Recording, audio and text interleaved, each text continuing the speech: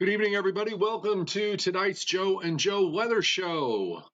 With the nor'easter going bye-bye, the Joe and Joe Weather Show brought to you by Omni True Value Hardware at 1226 North Wellwood Avenue in West Babylon, New York. 631-756-1125 is the telephone number. Plenty of salt. Get ready now because I know everybody waits for the snowstorm to get the rock salt.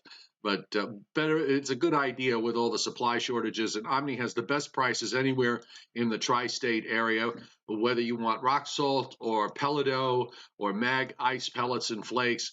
It's all there at Omni True Value Hardware. 631-756-1125 is the telephone number, and the website, omnitruevalue.com. And don't wait till the last minute. I didn't, because I got my Christmas tree today. Wholesale holiday lighting by Giannini, your complete holiday lighting specialist, meeting all your decorating needs, whether you want your home decorated for the holidays with snowmen and Santa Claus and what I still don't know exactly what this is with the three snowmen standing on each other's shoulders, but no holiday decor is complete without the elf on a shelf. And they're at 162 Ocean Avenue in Lindenhurst, New York, 631-957-5106. And the website is liholidaylighting.com. Oh, we're both in blue. This is fabulous. We didn't even talk to each other about wearing the same colors today. We're both in blue, and I think whatever I've been fighting these last several days has been getting a little worse, actually. I don't understand what I'm doing wrong. And I just had about an hour ago, Joe, some kind of cough medicine, which Renata insisted I take, and I haven't had anything like that. It's just everything has been. Oh, there we go. Okay, now it's back. All right, hang on, folks. It will be back shortly. Okay, I'm just typing a little message in there. Let's see if it catches. Okay. All right, I can't connect to the chat.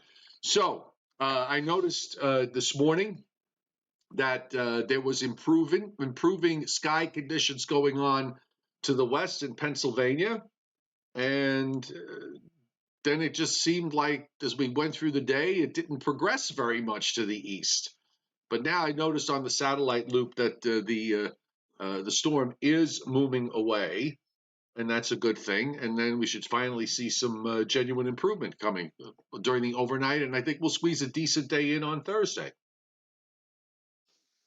Yeah, the sun did put in a few cameo appearances during the day today. What impressed me a lot was the wind this morning, Joe. Things were really ripping out there. For example, Renata has a number of different plants or trees in big pots that are out along the line our driveway. Every last one of them was knocked down this morning. Every last one. Didn't even bother picking them up until late this afternoon because that wind was so very, very active. So it was kind of a semi-unsettled day today. I'm looking forward to a quieter night tonight. Should be a decent day tomorrow.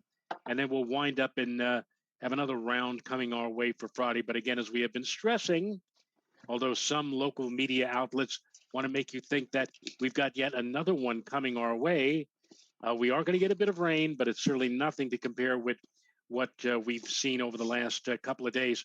Rain started Sunday night, ended early before daybreak this morning here in Putnam Valley, and our final rain total 5.84 inches. A lot of rain. Yeah, a couple of solid bands came in during the overnight, especially on Long Island and in southern New England. I saw some 6-inch plus amounts for total rainfall in a couple of places, even approaching 7. Certainly, played according to plan with respect to the rain. The strongest winds were still to the east. My understanding is southeastern New England. They basically had to shut down Cape Cod because the winds were so strong and gusty there. I didn't see anything with regards to what the highest gust anybody got, but I'm sure it was. I saw my Facebook page show, and I didn't see it myself, but somebody on Facebook emailed or messaged me that on the Today Show this morning, maybe it was Al Roker, 96-mile-per-hour wind gust on Cape Cod. Now, I had trouble believing that, but it's the only report that I've seen, from that area. So, wow, if that'd be amazing if that indeed was the case. I'm checking there. I'm checking right now. I just went to the Boston website to see, what the strong reports on the wind.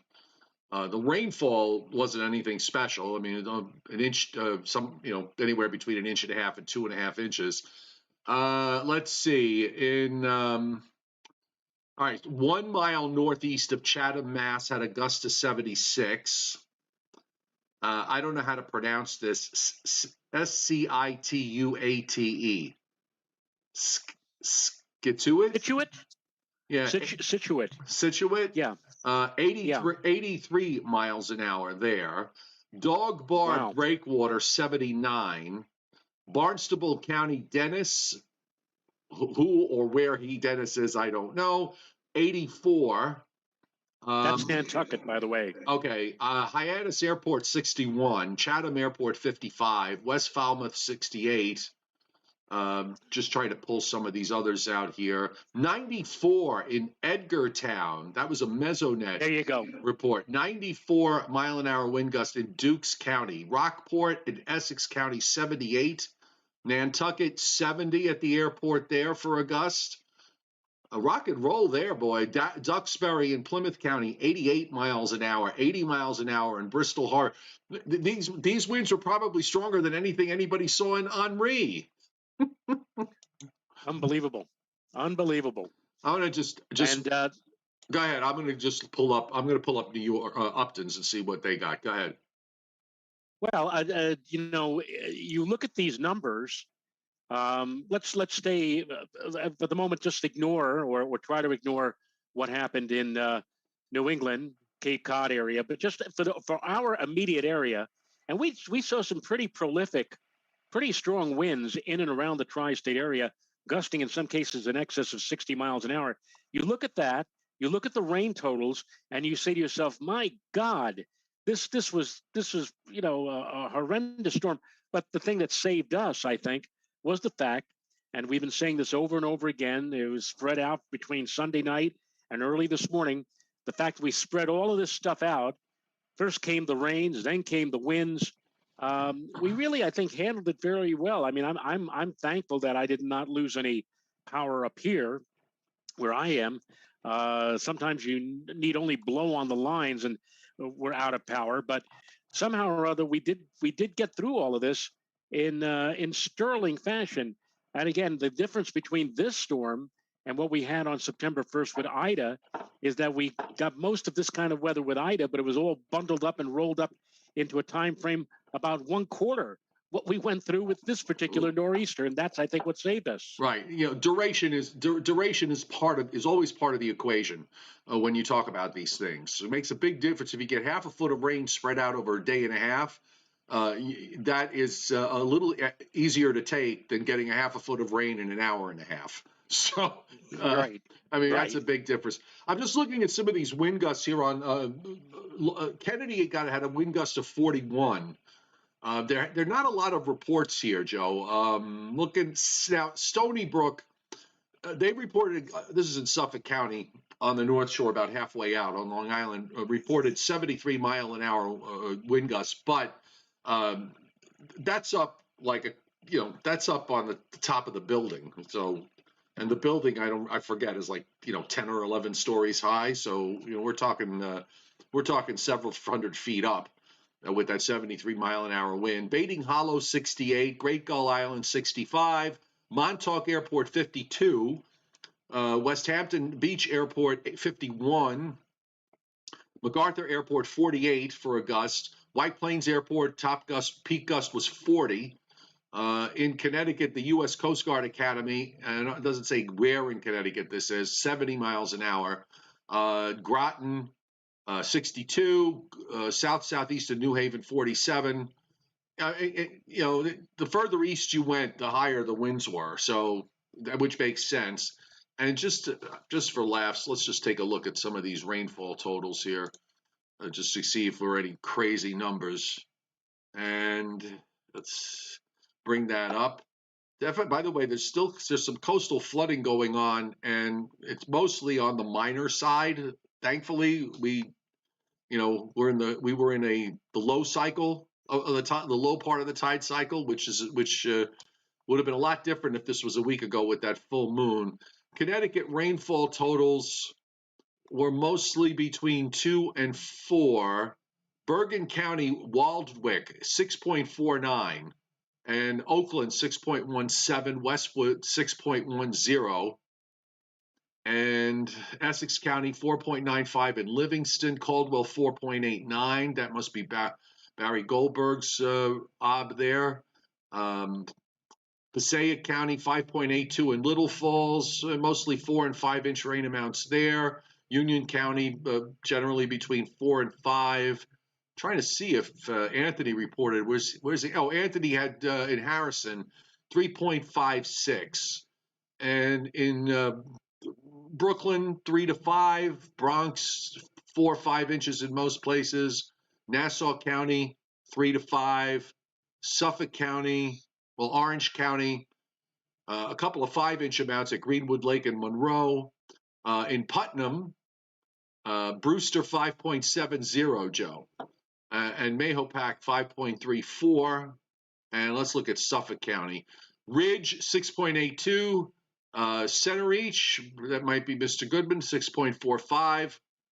St. James, 6.45. So some places pushing the upper end, close to 7 inches of rain. There you go. 2 months worth of rain in a day and a half. Yeah, what I was, I usually report in to the folks over at the National Weather Service forecast office, but I was confused. My rain began. I had a bit of rain that started Sunday night and continued until about mid morning or early morning on Monday. Then everything stopped, Right. And then we had rain resumed late in the day on Monday into Monday night, and I wasn't sure what I should do. Should I count what fell Sunday night, which I just quoted you 5.86 inches for me? I included the Sunday night total from that, or should I just get no? As well, you should have. And or should I have started when the main bout where the heavy duty rains arrived late Monday or Monday night with the thunderstorm? It was all one mess from beginning to end. That was all part of the same mess. So you gave them the whole total. That's what I think. All those numbers that they have up there, those are the whole totals from beginning to end. So now we look ahead to Friday. It could be an inch and a half to two and a half inches, maybe in some places, depending. This is gonna come. It looks like it's about a solid 6 hours from start to finish in terms of the heaviest rainfall. And then we'll have some lingering stuff probably around over the weekend. I'm just wondering now, the ground is absolutely saturated. So I would imagine the flash flooding thresholds are going to be on the low side. I think so. Joe, you look at what has happened to us since let's say June or July, continuing now right up until now. It's just unbelievable. And I would have thought by now that the trend would be for us. You say to yourself, well, nature has finally rained itself out. That we would start going now into a pattern of a few months of drier conditions. So what we have just seen is stunning to me, stunning. And indeed, October was. I said to myself, well, that was the summertime. Now things are drying out. Now we're not going to see anything like what we had. And what do? We finish out, or almost finish out October on this, a pattern of nearly double the normal amount of rainfall that we would get in the month of October. Incredible. Yeah, well, it's crazy times we live in, Mr. Rayo. Crazy times. All right, let's look at what's going on. We'll start with tonight with the satellite loop here, and you'll certainly see the well-defined circulation of the coastal storm, which is now moving to the east and doing it at a decent clip. The back edge of the clouds late this afternoon, early this evening in eastern Pennsylvania. They should pull out overnight, and there is space between that and the next impressive looking upper air system as we have this wrapped up upper low moving across the central and southern plains. And that is producing some severe weather tonight in southeastern Louisiana, where we have a tornado watch and a enhanced risk of severe weather indicated by the Storm Prediction Center. We'll get to that in a moment. In the west, uh, still getting moisture coming in off the Pacific, although now it's shifted northward up more toward Washington State and northern Oregon, and you see those clouds are streaming in from the southwest. So there's all sorts of flash flood watches that are up in that area. The radar this evening, still a couple of showers showing up on the radar on the light side in southeastern Massachusetts and over Cape Cod, but those will disappear shortly. Otherwise, taking a look up and down the East Coast, it's pretty quiet. But let's move along to what's happening here in Southeast Louisiana, where we have it's 7:50 Eastern time. Let's give this radar a refresh, which I always do before the show starts. But then, depending on how long it takes us to get there, want to get at least a fresh-looking loop. So we've got a bunch of severe thunderstorm and special marine warnings that are up. I don't see any tornado warnings that have popped up in the last few hours on the loop, and some flash flood warnings that are up in that northeastern corner there in southeastern Louisiana and covering a small portion of southwest Mississippi. So busy here, and again, you look at the signature on the radar, you're starting to get that comma shape, so you know you're going to be dealing with a rather strong upper air feature. So I guess I'm going to be in line for some of those storms here in northeast Georgia come tomorrow as that weather system moves to the east. A lot of rain up in the Pacific Northwest. And again, you saw that on the satellite with those clouds streaming in there. So busy there. They've had several to many inches of rain because it's been raining pretty much there since last Wednesday. So it's been going on for quite a while. The Storm Prediction Center, it has an enhanced risk there in southeast Louisiana. We have a working tornado watch up at the moment. This actually was issued not too long ago. It was issued at 22:13. Actually, no, it was issued a couple hours ago. I'm sorry. My mind was suddenly went off Zulu time. But it was issued a couple of hours ago. And that is also covering parts of southern Mississippi and right up to the Florida to the Alabama state line. The SPC folks for tomorrow, as we jump the map up. Now, what'll probably keep me out of any big severe weather tomorrow, Joe, is the timing of those storms coming out. They'll probably move through here before we get into any sort of maximum daytime heating, and frankly, it's going to. I don't think I'm going to have the support for those storms to hold up or to be very strong when they go through. But they will get the support along the North and South Carolina coastlines from Hatteras southward down to coastal Georgia and northern and central Florida, all under a slight risk of severe weather. I suppose it wouldn't be a shocker if we wind up seeing that, maybe a small area of enhanced being added. And then we go to day 3, which is the period from Friday into Saturday. And they don't have any severe weather indicated, but they do have an area of general thunderstorms from eastern North Carolina northward to western Pennsylvania, and then eastward to the Catskills, the Hudson Valley, southern Connecticut, including Long Island. So that's general thunderstorms. I don't think we're going to see any severe cells with this, but they are going to be certainly. I think they're probably able to put down a decent amount of rain. Well, that's probably, especially now this late in the season. Although, Joe, we had reports of some, significant tornadic activity over in the nation's midsection yesterday. Yes. And that, of course, was spawned by by that super storm that hit the Pacific coast just a couple of days ago.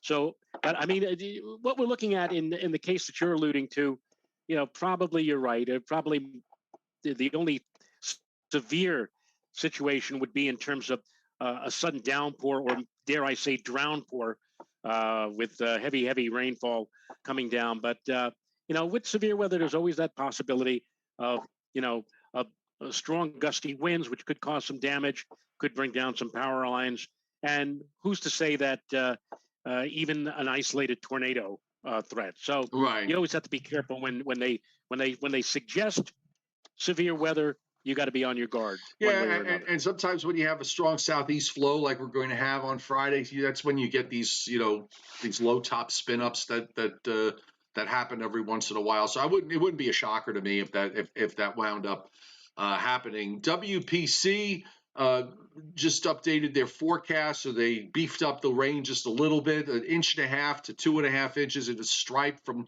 coastal Maine down across New York City, northern New Jersey, northern half of New Jersey, southeastern New York, southern New England, then continuing down through southeast and south central Pennsylvania, and also then continuing down into Johnny Quest land and northwestern Virginia. Amounts lessen a bit, though, as you head from Virginia down through the Carolinas and Georgia, and it'll get a little heavy there on the Florida Panhandle, and that's a little front end loaded, I think. Also seeing rainfall of up to a couple of inches in parts of eastern Kansas, western Missouri, and the daily several to many inches up in western Washington as the Pacific is wide open up there. But some of the rain over the next 7 days is actually going to extend down into Northern California. Draw a line from San Francisco to Reno. From there, north and west is where rain is likely. South of there, no rain is forecast for the next 7 days. So, is anybody up there saying that another nor'easter is coming? Well, actually, a day or two ago, in fact, yesterday, I think last night during the evening, CBS Evening News, Nora O'Donnell was talking about all the tough weather that we were going through here in the Northeast. And then she prefaced it with, and another storm is coming in for the end of the week. So she suggested or intimated that there might be another nor'easter tonight. No, she didn't. I haven't seen anybody make reference to that. Right. That there's going to be another nor'easter. Well, try this on for size. So, Shepard Smith was reading the tease for his news show on CNBC, which airs at 7:00, and the tease. That's not the anchor that writes these things. He just reads what they put in front of him. When it comes to these teases that you hear, there's some producer that just bangs out, the formula tease. But they wrote the tease in a way, Joe, that made it sound like the storm that's off the East Coast and the storm system with the low in Arkansas were both. We're all just one amorphous storm, and that the storm extended 1,500 miles. I just heard that and I fell off. I'm sure the people that enjoyed the sunshine in between those two storms must be wondering, like, what are they talking about here? But they are two separate features, as you can plainly see on the GFS map. By the way, the chairman hitting super chat tonight, the second anniversary of being part of the weather family here. Yes. Thank you for all, just Scott goes and does all this research to give us Les Briller Jeopardy. And, we certainly do, we have fun with it, and we certainly appreciate the work and the time that Mr. Scott puts into it. So thank you very much for all you do. And again, thank you for hitting super chat. So here we go, Joe. This next low would go out underneath us were it not for you look at it, it looks like it wants to. But the thing is, and we showed this last night, and I'll show it again, the block to the north, that blocking high that was sitting in James Bay and then shifts a little bit to the east, starts to break down very quickly Thursday night and Friday, and that means that the upper trough with this, the upper low, actually winds up tracking to our west. And that makes for a totally different scenario here. We've got southeast winds, and you can see it's like an arm of showers and thunderstorms that just lifts up and around. This is Friday evening at 8 o'clock. Rain is at New York City, just about getting to New York City and getting ready to start at Binghamton, but it's already over with at Washington and Baltimore. So this is basically 6 hours worth of rain.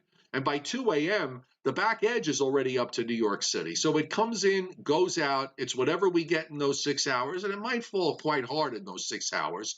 And the only other thing is there are some lingering, the GFS in particular, Joe, Saturday morning, it suddenly just bubbles up a bunch of big cells there over Long Island and southeastern New York and hangs them around for most of the day. So you wonder whether you're going to wind up with, you certainly, I think you're going to wind up with that 1.5 to 2.5 inch range if this verifies. Sometimes I refer to setups like this, Joe, as not as a nor'easter, but as a sou'easter. Yes. Yeah, and indeed, this time it's going to be coming. The winds will be coming from a different direction, but they could be rather vigorous. It's kind of like I sometimes use the analogy. It's like a crowbar prying out something.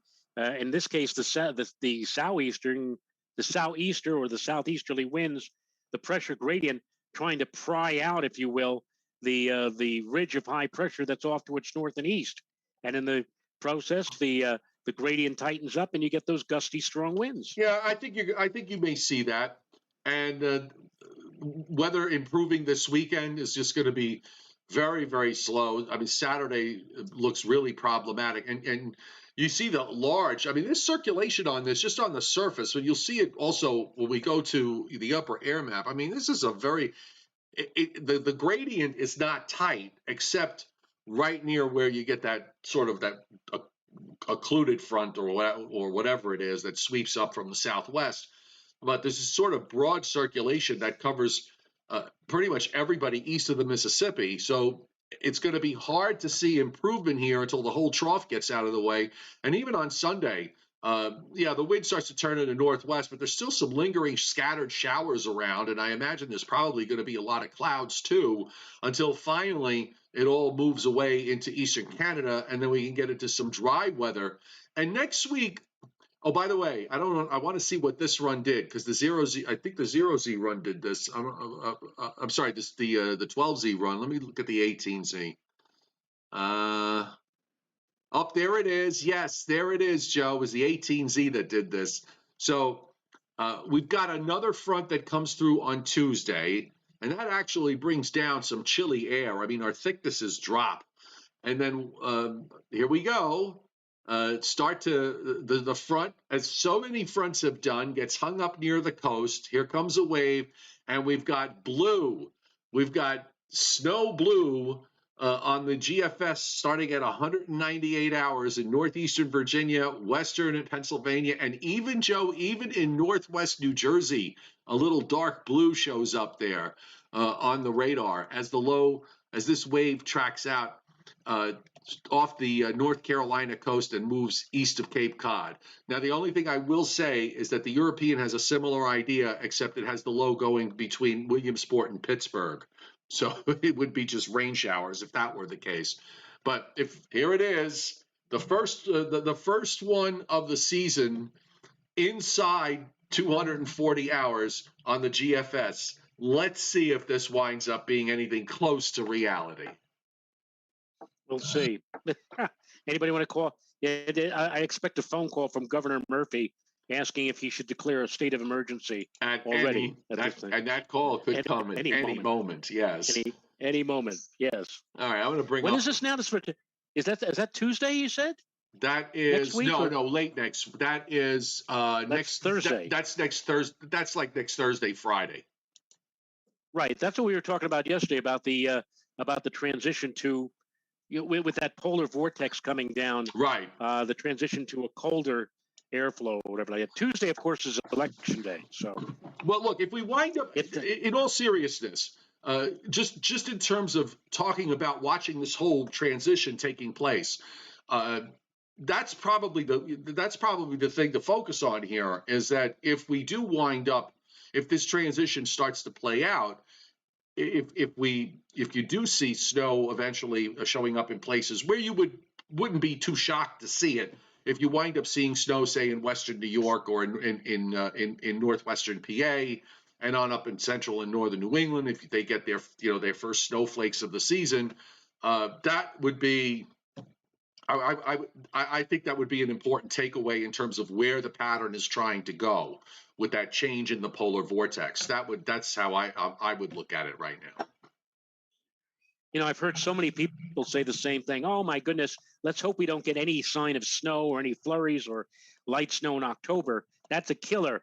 That always means that the winter is going to be bad for snow lovers or whatever. All right, what does snow in November mean? I don't think anybody's ever really looked into that. I mean, if we get some snow in November, is that a signal? It's got to be a mixed data set. It's probably it's not a huge sample size, so I don't know how conclusive. I think if I remember correctly, if you look at the sample size, if it snows in November, that more winters wind up below average than above, but that really doesn't say any much, since statistically, if you look at the statistics in New York City, at least, most winters are below average when you go back all 160 some odd years, or however long it 152 years of records. More winters were below normal than above, and but I'll say this. I think the way to look at it is, if you look at snows in November during those cycles that we saw if you go from, say, 1869 to 1920, okay, and then you look at 2000 to 2020, and you look at the data set in there, that might be a little more valuable to say that, okay, in those two snow up cycles, because clearly we're in a snow up cycle, in those two up cycles, to look at the data in those periods and see how many, what happens in November. Does that mean anything as far as the rest of the winter is concerned? But I have to tell you, you look at this upper air, this is probably the coldest looking upper air map that I've seen here since last spring. Ridge up in the west. You've got a nice connection of cold air flow coming out of northern Canada. I wonder how cold that air would be, considering the fact of the lack of snow cover up there. But you play with the cards that you're dealt, and not too shabby a trough that is swinging across dropping down into the western lakes and back into the northern plains. That's going to swing around, and out in the Pacific, you don't have some huge amorphous trough covering Alaska down into the west coast. So that's a plus. But this is a cold looking upper air, and then that swings east. And you're still, by the way, Joe, we still have a very, negative NAO pretty much right through the next 2.5 weeks. So you start, it still wants to try to make these upper lows pretty far to the south. I'm taking this along here. And, well, yeah, I mean, it's not, look, it's not, it's certainly not like what it was in October. Even going out to 384 hours. You got troughing out in the Pacific out near 160, which is what you want to see. You do have a fairly active flow coming out of northwest Canada, moving into southeastern Canada and into the northeast. It's not very cold, but I think it would certainly be supportive of normal to below average temperatures if this holds true. Yes. If all of a sudden you just cut off there, and I'm saying to myself, did he cut off and wait for a response, or was that simply an end of a declaration there? Well, I agree. It was a little bit of both. I'm just trying to save your voice here. I appreciate it. I have once again, Renata has provided me my big "No, you can't have a sip cup," and she says, "Drink it all down." And I'm drinking it down. Sip cup. Oh, good Lord. All right, I got. Actually, I should be using your 4 Easter cup, the mug that you made a couple of years ago. Yes, because that's a pretty big mug. That's a pretty big mug too, and it is, of course, very weather related. Mine fell and broke. Oh, Joe. I think. Yeah, it fell and broke. I know it's a tragedy, but what are you going to do? All right, I'm going to bring up the polar vortex, so let's take a look at that real quick and see what's going on. I've been watching this on every single run to see um, to see if there's continuity, if there's any change, and I can tell you that looking at uh, the day run today, the last night's runs, it's all pretty much the same. Uh, the funny thing, Joe, if you look at this on the ensembles, because when you look at the stratosphere, there's basically one low and one high. The ensembles match up with the operational pretty well. When you're only having to worry about one or two features, there's not a whole lot of variability here that you'll get. But the vortex again starts out, and we're still in this where it's sitting along the north coast of Siberia, but it's beginning its migration today as it starts to rotate around, and then the whole upper pattern across North America changes as the polar vortex moves across the North Pole and makes its way up into northern Canada, northern Greenland in 2 weeks. And this has been very consistent. We've seen this run after run and after run for the last 10 days. So it's going to happen. The only question is how does that translate down into the bottom part of the atmosphere? That's the big question. Right. Well, what happens is that the vortex, in many cases, and we see this often through the wintertime, the vortex, is circular, but sometimes it will elongate into a situation where the elongation will stretch on down to the south, and that stretching helps to bring in that colder air. It's rather unusual, Joe, that we will actually see the actual vortex drop from its polar position, and we've seen this over the years. We have seen the vortex, the whole thing, literally drop all the way down into southern Canada, James Bay. Right. That's when you get the super duper blasts of very, very cold weather, particularly when it happens in January or February. But as is the case now, even though you would mentally extrapolate where the vortex is going over time, and you say to yourself, "Oh my goodness, it looks like it's going to drop all the way down through central Canada and into the United States." No, that doesn't happen. It pivots about, stretches, and then pivots back to the north and east, and we get a shot. And that shot apparently is going to come sometime after about the 4th or 5th of November on into the middle part of November. And that's when we may see colder weather. And who knows, if we have a storm just in the right spot, we might actually see some of that white stuff as well. Maybe. By the way, Alfred Phillips, who's on tonight, always great to see you, Alfred, because he watches from Wainwright, Alaska, on the North Slope there, and he says November 2nd and 3rd, super warm weather, mid 30s to near 40 in the western high Arctic. Chuck Chukchi, Chukchi, is that how you say it? Chukchi Sea, in northern Alaska, Wainwright, Alaska, 49.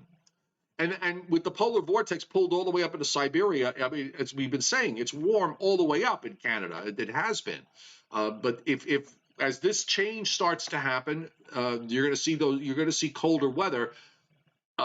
Also, we're going to need to see a solid increase in the snow cover because it's been so lacking. We're going to need to see that. Right. Well, if all of this transpires, we should see a rather radical, if not dramatic, increase in snow cover across northern and central Canada in the next 2 or 3 weeks, because they ain't nothing to be seen right now up across that region. And by the way, I think it almost looks like Chuck E. Cheese. Right. the Chuck E. Cheese sea region, and you wouldn't understand that. None of you would understand that unless you're like Joe and I. We had very young children way back when, and that was one of their favorite places to go. Was right. Chuck E. Cheese. Izzy D is asking about the Zoom meeting that I do with my members on my subscription platform on Patreon. I will be doing Zoom videos as soon as we get the first snow threat. Okay, but nothing until then. But we'll wait till we get the first snow threat, and then we'll go ahead and we'll do.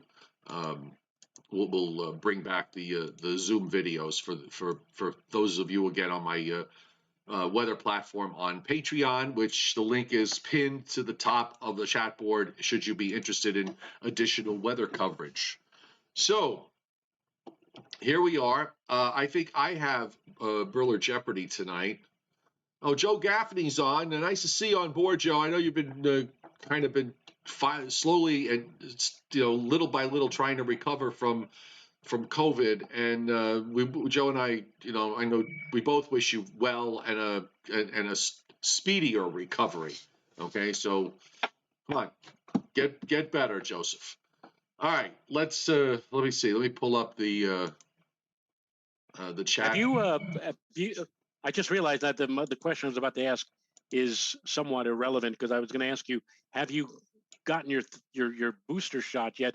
But you're not old enough, right? You got to be 65. Right. I'm going to be 63. They're not very big here on checking, I guess they're going to eventually pass me for my driver's license. I don't want to lie about it because I really do want to get the booster shot, but I'll just have to sit and wait until they say it's open to people for the age of 60. According to my sister, you could go, let's say up here, you could go to wherever they're offering a booster shot, let's say CVS or whatever drugstore, Rite Aid or whatever, and they hand you a form, and the form is kind of like a checklist. Right. And if you check off something, you could check something off and say that you have it or are recovering from it. They don't check. They just look at the form, and if you say that you're recovering from some sort of a situation where you would need the booster shot, they will take that as opposed to, let's say, an official doctor's note. Let's say. So somebody like my wife, who's not 65, she could check off something, and she could probably get the booster shot, even though she's not, just for the sake of saying it.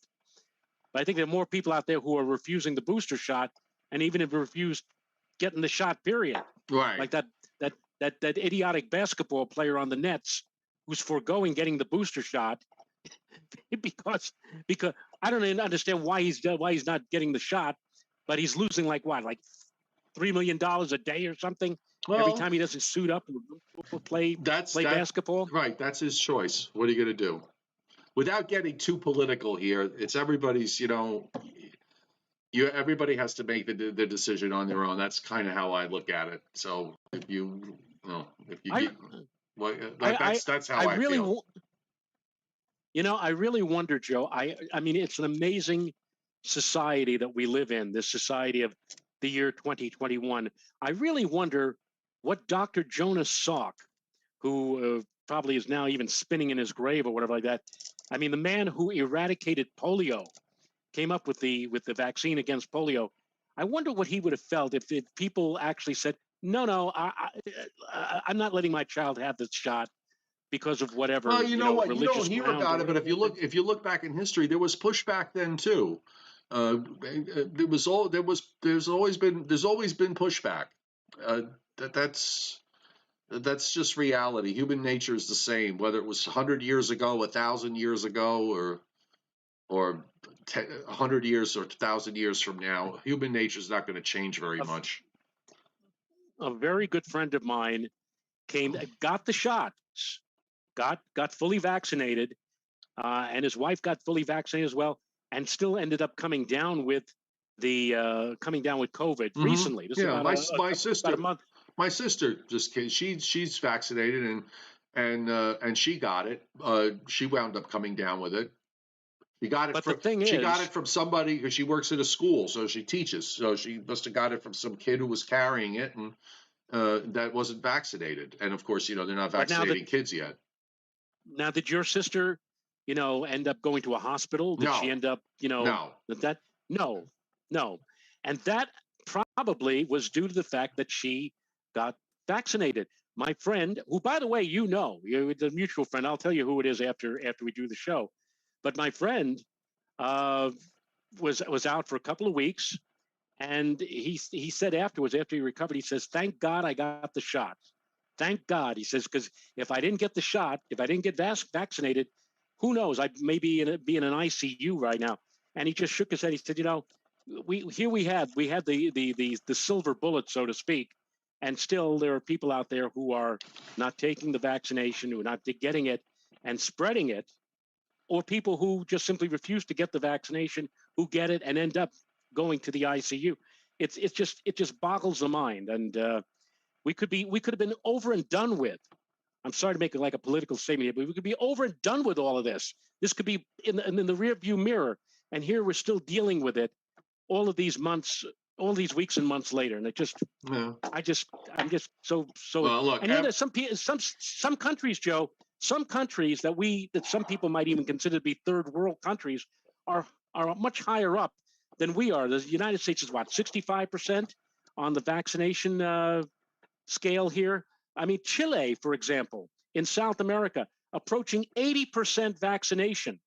There are places that are much higher up than we are, and you wouldn't think that the greatest country in the world, one of the superpowers, would be where we are, as opposed to other countries which said, "All right, we'll get it. We're going to take care of our." I don't know. Sorry about that. That just, you opened up a can of worms. I did. How did I open it up? I was just saying to Joe Gaffney that he should get better, because he got, he's been really struggling for months now with issues with regards to that. But no, look. Right, and he wouldn't be, and they wouldn't be struggling, and he would not be struggling. Right. He would not be struggling if when the vaccine came out, if everybody did what they're supposed to do and get those shots, and then we would have had herd immunity or whatever like that. So I'm sorry for Joe. I really feel for Joe and anyone else who comes down with this. But it just boggles my mind that here we are. We're moving into another winter. We're only about 2/3 vaccinated in this country, and it just blows my mind. And we'll probably, you know what? Guess what? I predict a year from now, we'll still be struggling. We'll have another variant, and people will still be saying we're not taking the shot. I know. The algorithms, by the way, on YouTube are probably sending this show out now to a bunch of anti-vaxxers because they've jumped on the chat board. Hey, Johnny Quest, don't knock him out. Just leave him there. Look, I simply weighed the risks. I looked at the science from reputable places. I know who I trust. I trust my healthcare provider, and I have said in anyone, I don't care who you are. If you want to take the vaccine, you don't want to take the vaccine. But if you don't want to take the vaccine, have that conversation, with your healthcare provider, and come to that decision. My big issue is that you have people making decisions based on what they see on social media. I was in the middle of a conversation last week, 2 weeks ago, with someone, said they weren't doing it because they read on Facebook that about somebody who got the shot and wound up, paralyzed from the nostrils down. I mean, stuff that's out there on social media that's all made up in order to drive rage. These are conversations that people should be having with their healthcare provider. And if you decide not to get it, that's your decision. I looked at the risks, and I looked at the potential risks of the vaccine versus the potential risks of my age and everything else about myself, and I said, you know what, I'm getting the vaccine. So it's a no-win conversation, Joe. I understand your frustration with what you're saying, but it's a no-win conversation. The people that are convinced that the vaccine is a tracking device and a 5G device. And by the way, I can, with my original shot, I can, it's still working because I can still see my neighbors are watching porn on a regular basis. So anyhow, okay. So Bev Miller is done with us. She's unsubscribing. You know, I don't care. Um, anyhow, uh, Yeah, she claims she's no, Joe. They claim that they unsubscribe. I've had on my Facebook page people who have been PO'd at me, not for COVID, but for some. There were a bunch of people who were upset that I had managed to mention on Facebook about who was going to dethrone James Holzhauer on Jeopardy. It was all over social media. I mentioned it on my Facebook page, and they all came at me and they said, "Why did you mention that on Facebook? I'm never going to subscribe to your service again. I'm never going to tune on you. We're done, Joe Rayo. We're done." Guess what? A couple of those names, which I are recognize, still were there. back during. We're back. No, we're back when we had a potential big winter storm. Guess who came back?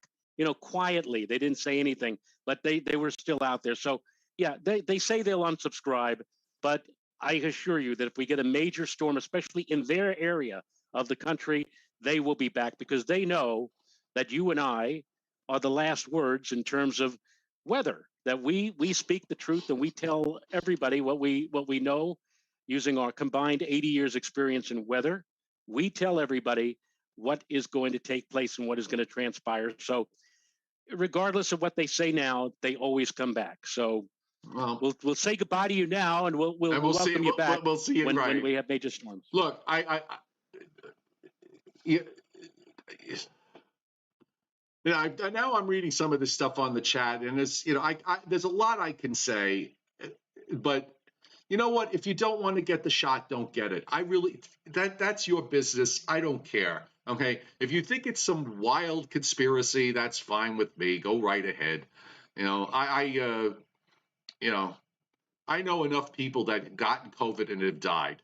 That's the thing that bothers me about most of this is the Yes. callousness, the absolute cavalier and callous attitudes of people who, I mean, I had a neighbor of mine in his, I only met him once, but he died a couple of weeks ago. He couldn't have been more than in his mid 40s, and he got COVID. I don't know the circumstances behind it. I don't know whether he was vaccinated or not vaccinated, but it doesn't matter. The point is that uh, I know people that have died from it. Okay, Right. and Right. I also know people that were young that were in a not in a high risk group that got it and got it really bad before the vaccine came out and even while the vaccine was being distributed. So that's the part I think that just bothers me is that you some people, if you're lucky enough not to have had somebody die from it, that's wonderful. You count your blessings. But I know a lot of people who have, and frankly, I find it really insulting that you would talk to me. Not you. I'm just saying in general that someone would talk about this with such a cavalier attitude. That's the thing that's the thing that it bugs me about it. There's Well, the no. first, like you, I know people who have died. In fact, in the office where Renan and I get our eyes checked, the optician that takes care of us, one of the people in that office died, and I'm not talking about an old person. I'm talking about somebody who was in the prime of life and who died from this disease. And also a mutual friend of Renan and I who lives right here in this community. Spoke with her uh, more than a half a year ago, and she said this was the closest thing to death that she's ever experienced. And at that time, we did not have a vaccine. And I told her over the phone as she was recovering, I said, as soon as we get the vaccine, this is all going to go away. You're recovering now, and this is all going to go away. If you had told me, back then, oh, we're coming up with it, we're going to have a vaccine from 3 different pharmaceutical agencies, and it's going to be here and it's going to be out there, and everybody, and we're still going to have this because people are refusing. That just blows my mind. But like you, Joe, if you want to take it, this is a free country. If you don't want to take it, Don't it's take up it. to you. But What can I tell and you? then you see on the news. I mentioned Nora O'Donnell. Every once in a while on the Nora O'Donnell evening news, they'll show you somebody who refused the vaccine and died, and the wife would say, he refused it or she refused it, and he should, And you know what? And you've seen, I've seen those. There was a story about a husband and wife in Virginia that died, and they were young. They had 3 children, I believe, and there's the story they didn't get vaccinated, and were dead set against it. They both wound up dying. Their kids are both orphans. Their kids are orphans, and you had people saying that was a fake story, that it was fake news. I mean, it's disgusting. That's the part I just find disgusting. I really do. It's the same thing. It's the same thing. I had a big argument just the other day with somebody who came up to me and said, "Could I ask you a question? Did we really land on the moon? Did we really go to the moon, or was it all fake?" And I looked at this woman, and she was from Ireland, by the way. I looked at this woman straight in the eye and I said, "So you believe that we faked it, that we didn't go to the moon?" She says, "Well, I said, let me ask you a question.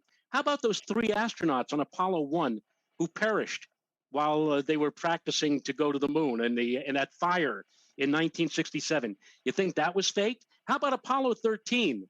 Those guys that had the command module blow up on them on their way to the moon, and they had to struggle to make it around the moon and come back. Was that all fake too?" I mean, my God, please. The whole thing about in general with that kind of stuff, I can't believe we're talking about this. In general, with that kind of stuff, Joe, those people are narcissists.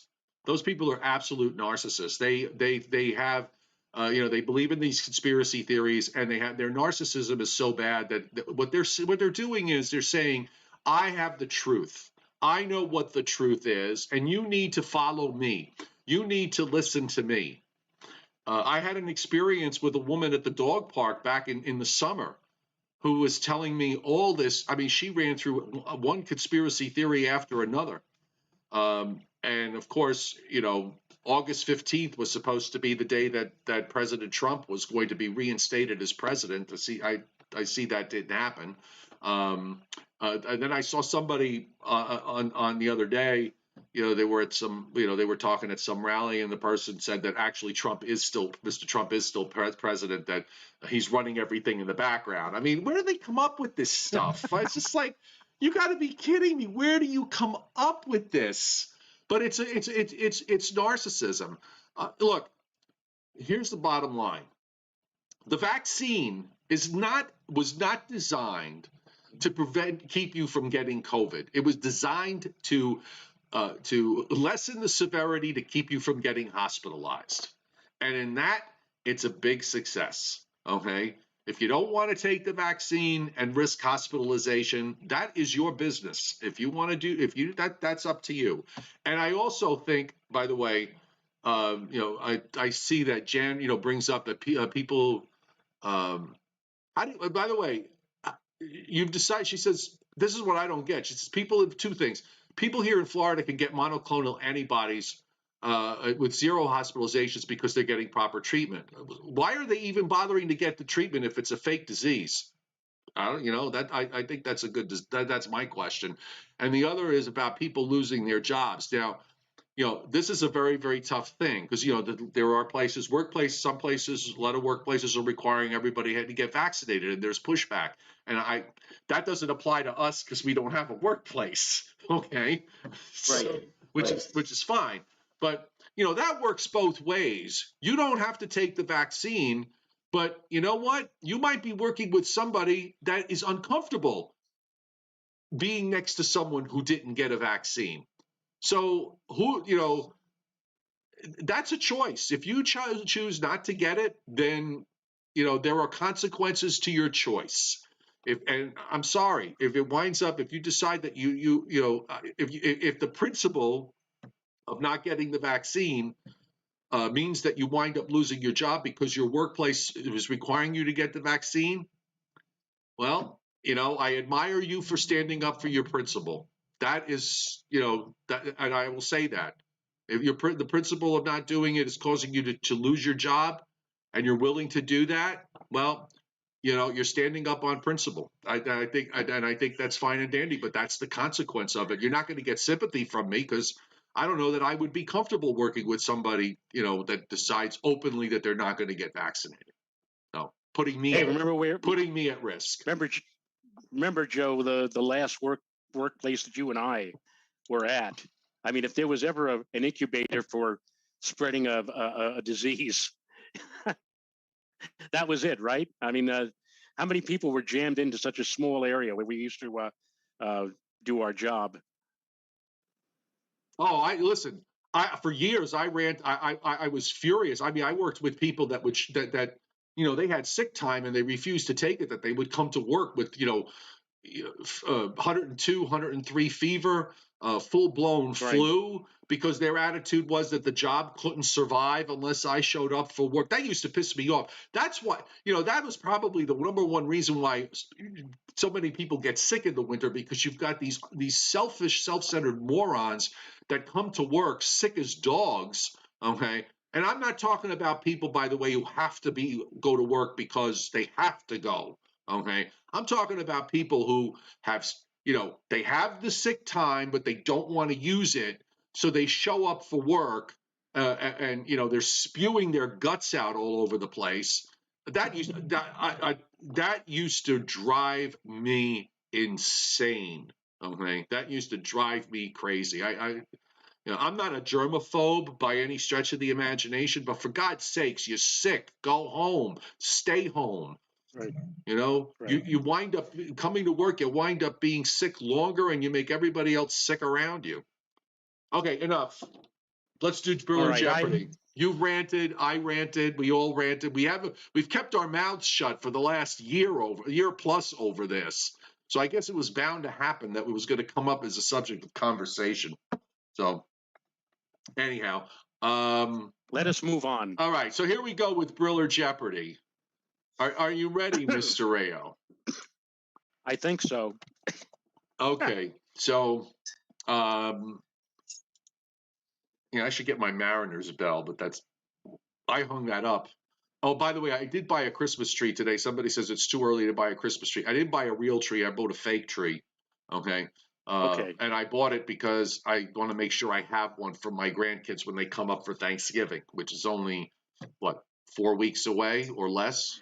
So my God, it's coming up real fast, isn't it? All of a sudden. Oh yeah, Halloween is Sunday, Joe, which means that November 1st to December 25th, it's one long day. Yeah.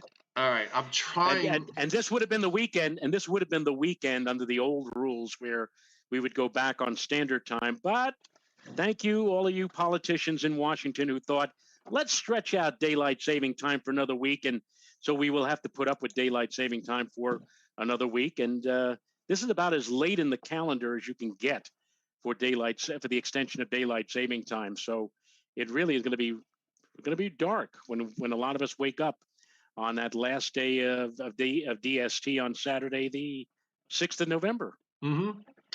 Okay, here we go. So we're still in Johnny Quest land. So the margin of error, Joe, is 8 degrees. So we're going to look at the month of June. Okay. Within Okay. 8 degrees, the highest and lowest temperature ever recorded in the month of June. Okay, and he's what, 3,500 feet above sea level? 3,000 feet above. All right. I'll say the highest temperature in June in Johnny Quest land, 88 degrees, and the lowest temperature in that area, how about 42? Well, you got the high within 8. 83 is the high for June. The low Joe, 26. Oh, in June? Well, 3,500 feet. I guess it is possible for that to happen. Okay. 26. Wow. Holy moly! Now, can you imagine having a frost advisory on June 25th?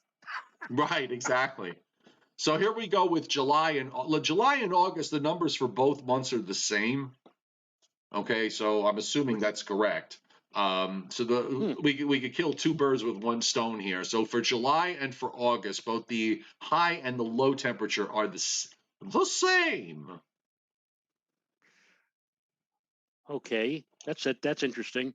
Um, I'm not going to go too much higher than 83. I'll say for both dates 80, 85. All right, close and enough. the 83 for and both. the okay, and for the low, I'm hard pressed to say sub freezing in both of those months, but I'll say 30. I'll say 35 for the low. Oh, I got it within two. 33. Wow, Boy, that 3,000 that's feet makes a big difference. yeah. And I was thinking about the highest temperatures ever and lowest temperatures in the summertime at Mount Washington, and Mount Washington is what, about 60, 62, 6,300 feet. So I was just saying, I was like, all right, kind of mishmash there with the temperature by maybe 8 or 10 degrees. So that's how I came up with those readings. That's interesting. Yeah, I'm surprised at how low that kind of shocked me a little bit. But those were the numbers. So anyhow, uh, I'm just going to We tell you went through something. all of that rant. We went through that entire rant of 15 or 20 minutes to get to the Driller Jeopardy, which lasted all of two. By the way, I just for laughs, we had 11,367 subscribers to my YouTube channel going into the show, and we've got 11,367 subscribers at this very moment. So, if that one person did unsubscribe, another person must have subscribed. So it's a wash. Yeah. All right, enough. All right. All right, so tomorrow I night. promise you, this will be the last time that you'll ever hear this type of conversation on Joe and Joe anymore. I promise you that. You did touch a hot button there. And then tomorrow night, I've got a library talk at 7. So we have tentatively decided upon 8:30 for a start time tomorrow night, or 8:30 it is. That works for me. we will be here. And by the way, I am also exceeding. You know what else set me off tonight, Joe? As you know, I always watch Jeopardy. Jeopardy is by far and away my favorite show. Each night, I always watch, and they've had a couple of people who have been long-term champions on Jeopardy. And the guy who was on the last, he's been champion now for like 12 or 13 consecutive nights. Last night's Jeopardy was preempted by the mayoral debate here in New York. Curtis Sliwa against Eric Adams. And Channel 7 comes on at 7 o'clock and says, tonight's episode of Jeopardy and Wheel of Fortune are being preempted by the New York mayoral debates. If you would like to see Jeopardy and Wheel of Fortune, see you at they 3 will in the be on morning. They will be at 3 in the morning. And I said to Renata, I said, yeah, like heck, I'm going to wake up at 3 o'clock in the morning to watch Jeopardy. And I said, well, no big deal. The guy who was on for the last 13 or 14 nights, he'll be on tomorrow night when it comes back. Guess what? He was eliminated last night. And they come on tonight with Jeopardy and they said, and our new champion. I said, wait a minute, what happened? I said, you mean he was eliminated at 3 o'clock in the morning? Well, why didn't I was so. Couldn't you? Couldn't? No, I don't do this, but I don't do it. So far be it from me to preach I don't this. DVR. You don't DVR, okay? I don't. Neither do I don't DVR or whatever. Neither. But that's. I don't watch a lot of television anyway. I said to Renata, I said, I'll bet you there's a slew of God knows how many people are calling in Channel 7 here in New York right now. They probably didn't do it last night during the debate, but as soon as they suddenly saw this guy who's gone, he's disappeared now. What happened? How was he eliminated? What was the question? And I'm sure that they must have gotten a ton of phone calls of people saying, what happened? I missed it. Well, I am going to watch on Turner Classic Movies. I think at 9:30 tonight is the original Dracula with Bela Lugosi. Oh, yeah, I want to drink your blood. Yeah, but I watched it the other day because it was on. It was Joe. It was good. I'm sorry, but it was just so, it was so bad. I thought it was so bad it was good. Now, in general, the Christopher Lee, Peter Cushing, Dracula movies, I think there's like 7 of them, are actually they're fun to watch. They're okay.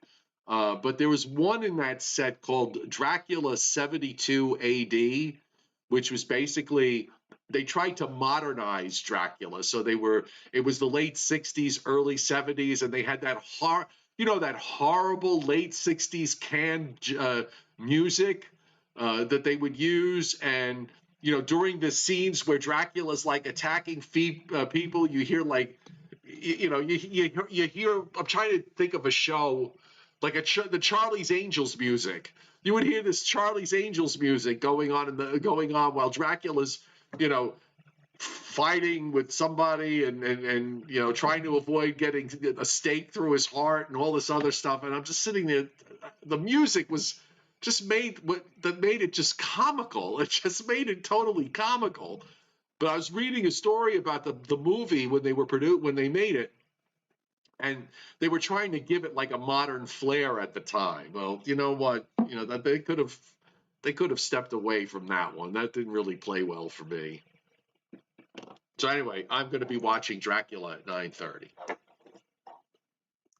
Enjoy your bloody evening of television. Yes. All right, folks. Have a great night. Thanks for being here, everybody. Scott, thanks to the chairman for tonight's Briller Jeopardy, and also for hitting Super Chat, which is always most appreciated. And we'll see you tomorrow night at 8:30 Eastern Time. All right, Tim. Okay, 8:30 tomorrow. So don't be shooting messages at me at 6 o'clock asking me if there's a show or not. I'll open the chat board early though. All right. So we'll see you. Everybody tomorrow. Good night, everybody. Nighty night.